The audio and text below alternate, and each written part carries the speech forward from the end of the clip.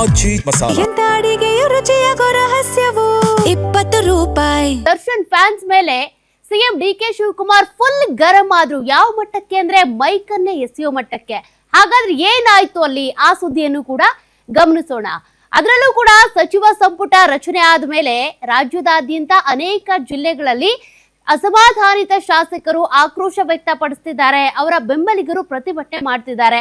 ಎಲ್ಲೆಲ್ಲಿ ಏನೇನ್ ಆಗ್ತಾ ಇದೆ ಅದ್ರ ಕಡೆನೂ ಗಮನ ಹರಿಸೋಣ. ಅದರಲ್ಲೂ ಈ ರಾಜ್ಯದಲ್ಲಿ ಅನೇಕ ಜಿಲ್ಲೆಗಳಲ್ಲಿ ಮಳೆ ಆಗ್ತಾ ಇದ್ರೆ ಮಳೆಯಿಂದ ಅವಾಂತರಗಳು ಹೆಚ್ಚಾಗ್ತಾ ಇವೆ. ಕೆಲವೆಡೆ ಮಳೆನೇ ಇಲ್ಲ. ಆ ಸುದ್ದಿಗಳತ್ತ ಕೂಡ ಗಮನ ಹರಿಸೋಣ.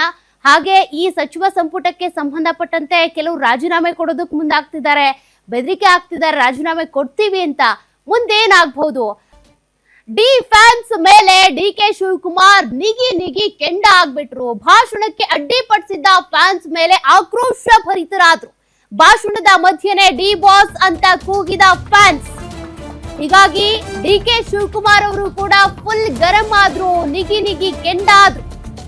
ನಿಮ್ಮ ಭಾವನೆ ನಮ್ಗೆ ಅರ್ಥ ಆಗುತ್ತೆ, ಪಬ್ಲಿಕ್ ಆಗಿ ಎಲ್ಲದನ್ನು ಹೇಳೋದಕ್ಕಾಗಲ್ಲ, ಈಗ ನೀವು ಸುಮ್ನಿರಿ ಅಂತೇಳಿ ಸಿಎಂ ಡಿಕೆ ಶಿವಕುಮಾರ್ ಮಾತನಾಡಿದ್ರು.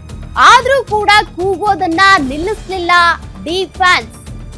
ಅಭಿಮಾನಿಗಳ ಮೇಲೆ ಆಗ ಗರಂ ಆದ್ರು ಡಿಕೆ ಶಿವಕುಮಾರ್. ನೀವ್ ಹೀಗೆ ಮಾಡಿ ಹಾಳು ಮಾಡ್ಕೊಳ್ತಾ ಇದ್ದೀರಿ, ಡಿ ಬಾಸ್ ಕಟ್ಟಿಕೊಂಡೇ ಹೋಗಿ ಅಂತೇಳಿ ಸಿಎಂ ಸಿಟ್ಟನ್ನ ಅಲ್ಲಿ ವ್ಯಕ್ತಪಡಿಸಿದ್ರು. ಇದು ಪವಿತ್ರ ಸಭೆ, ನಿಮ್ಮ ಅಭಿಮಾನಕ್ಕೆ ಗೌರವ ಕೊಡ್ತೀರಿ. ಕೋರ್ಟ್ ವಿಚಾರ, ನನ್ನ ಮೇಲೆ ಒತ್ತಡ ಹೇರಬೇಡಿ. ನಾನ್ ಹೇಗೆ ದೇವರಲ್ಲಿ ಪ್ರಾರ್ಥಿಸಿದ್ನೋ ಅದೇ ರೀತಿ ನೀವು ಕೂಡ ಪ್ರಾರ್ಥಿಸಿ, ಪ್ರತಿಫಲ ಸಿಕ್ಕೇ ಸಿಗುತ್ತೆ ಅಂತ ಡಿ ಫ್ಯಾನ್ಸ್ಗೆ ಡಿಕೆ ಶಿವಕುಮಾರ್ ಕಿವಿ ಮಾತನ್ನ ಹೇಳಿದ್ರು. ಅನೇಕ ಕಡೆ ಈ ಪ್ರಕರಣದಲ್ಲಿ ಡಿ ಫ್ಯಾನ್ಸ್ ಅವರ ಅನೇಕ ಬೇರೆ ಬೇರೆ ರೀತಿಯ ನಡೆಗಳಿಂದಾನೇ ಈ ಕೇಸಿಗೆ ಅಡ್ಡಿ ಆಗಿದೆ, ಜೊತೆಗೆ ತೊಡಕಾಗಿದೆ, ಸಂಕಷ್ಟ ಕೂಡ ದರ್ಶನ್ ಅವ್ರಿಗೆ ಎದುರಾಗಿದೆ. ಹಂಗಿದ್ರು ಕೆಲ ಅಭಿಮಾನಿಗಳು ಈ ರೀತಿಯಾಗಿ ಅವರ ವರ್ತನೆಯನ್ನ ಮಿತಿ ಮೀರೋದಕ್ಕೆ ಬಿಡಬಾರ್ದು ಅಂತ ಎಷ್ಟೇ ಹೇಳಿದ್ರು ಬಿಡಲ್ಲ. ಇಲ್ಲೂ ಕೂಡ ಅದೇ ಘಟನೆ ನಡೀತು ಡಿಕೆ ಶಿವಕುಮಾರ್ ಅವರ ಸಮ್ಮುಖದಲ್ಲಿ. ಆಯ್ತು ನೋಡಿ, ಮಾತಾಡ್ಲಾ? ಬರೀ ನಿಮ್ಮ ಡಿ ಬಾಸ್ ಅಂತ ಹೇಳ್ತಾ ಇದ್ದೀರಾ. ಕಾರ್ಯಕ್ರಮ ನಡಿಬೇಕಾ ಬೇಡವಾ? ಸುಮ್ಮನೆ ರೀ. ಒಂದ್ಸತಿ ಹೇಳಿದ್ರೆ ಅರ್ಥ ಆಯ್ತು. ಈ ತರ ಮಾಡೇ ಹಾಳು ಮಾಡ್ಕೋತಾ ಇದ್ದೀರಾ ನೀವು. ಸ್ವಲ್ಪ ಸುಮ್ಮನೆ ಇರಿ. ಬೋಲೋ ಭಾರತ್ ಮಾತಾ ಕಿ,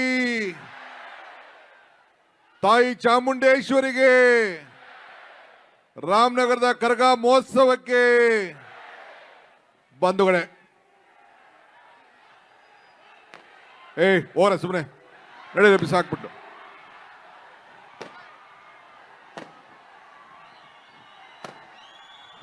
ಡಿ ಬಾಸೆ ಕಟ್ಕೊಂಡು ಹೋಲಿ ಅವರು.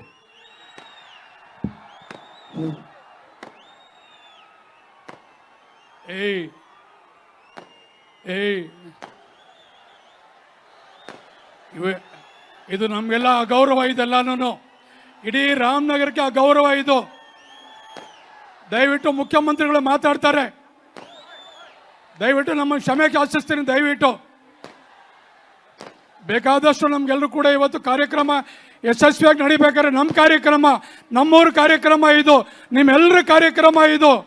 ಪ್ರತಿಯೊಬ್ಬರು ಕೂಡ ನಾವೆಲ್ಲರೂ ಕೂಡ ಸಂತೋಷವಾಗಿ ಭಕ್ತಿಯಿಂದ ಆಚರಣೆ ಮಾಡುವಂಥ ಕಾರ್ಯಕ್ರಮ. ದಯವಿಟ್ಟು ನಿಶಬ್ದ ಆಗಿರಿ. ದಯವಿಟ್ಟು ನಾನು ನಿಮ್ಮಲ್ಲಿ ಮನವಿ ಮಾಡಿಕೊಳ್ತೇನೆ.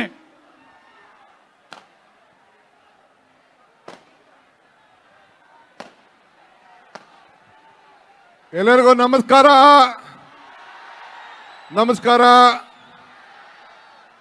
ಎಲ್ಲ ರಾಮನಗರ ನನ್ನ ತಂದೆ ತಾಯಂದಿರಿಗೆ, ಯುವಕರಿಗೆ, ಚಾಮುಂಡಿಯ ಈ ಒಂದು ಪವಿತ್ರವಾದಂಥ ಕರಗ ಮಹೋತ್ಸವದಲ್ಲಿ ನನ್ನ ಸಾಷ್ಟಾಂಗ ನಮಸ್ಕಾರಗಳು.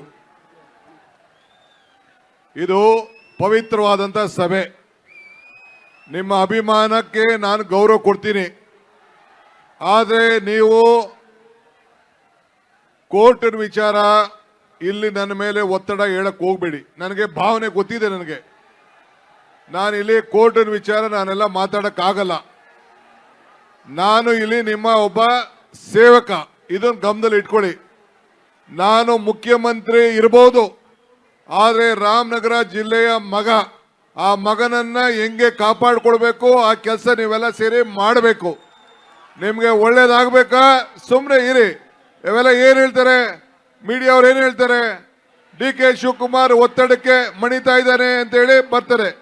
ಕಾನೂನು ಚೌಕಟ್ಟಲ್ಲೇ ನಾವೆಲ್ಲ ಕೆಲಸ ಮಾಡಬೇಕು, ಸ್ವಲ್ಪ ತಾಳ್ಮೆಯಿಂದ ಇರಬೇಕು, ಅಷ್ಟೇ ನಾನು ಹೇಳೋದು. ನಾನು ಹೆಂಗೆ ದೇವ್ರ ಮೇಲೆ ಪ್ರಾರ್ಥನೆ ಮಾಡಿದೆ, ನೀವು ಪ್ರಾರ್ಥನೆ ಮಾಡಿ. ಪ್ರಯತ್ನ ವಿಫಲ ಆದರೂ ಪ್ರಾರ್ಥನೆ ವಿಫಲ ಆಗಲಿಲ್ಲ ಅಂತ ಚಾಮುಂಡೇಶ್ವರಿ ಬೆಟ್ಟದಲ್ಲಿ ಹೇಳಿದ್ದೀನಿ. ಹೇಳಿದ್ದೆ ತಾನೇ ನಾನು?